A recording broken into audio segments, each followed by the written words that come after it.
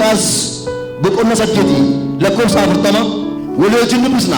Ila keessadha yeroo Yesuus bishaan ciisaa gamatti deebi'etti tuuti jara sasimaniyo hundi isaanii isa eegaa turani.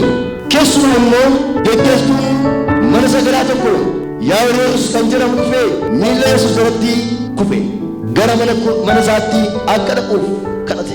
Intalli tokkittii inni qabu waggaa 12 kan geesse dura du'uuf jettutte.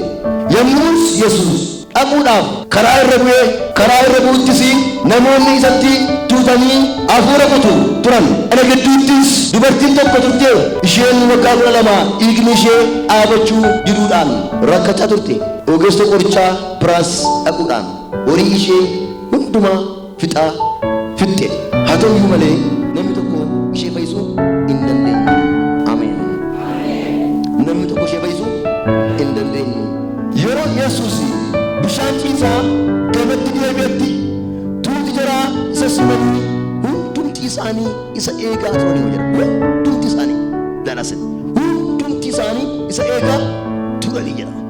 Keessumaadha aftan tokko keessumaa immoo deeggartuun mana sagadaa tokko Yaa'iroos kan jedhamu dhufe miila Yesuus irratti kufeedha.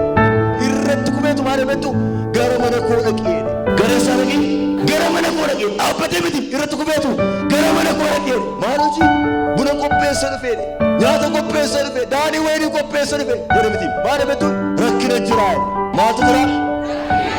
Rakkina jira. Akidaan waaqa rakkina jira. Akka mana koo maal hojii rakkina qaba. Maal hojii nama duratti dhiyaate jira.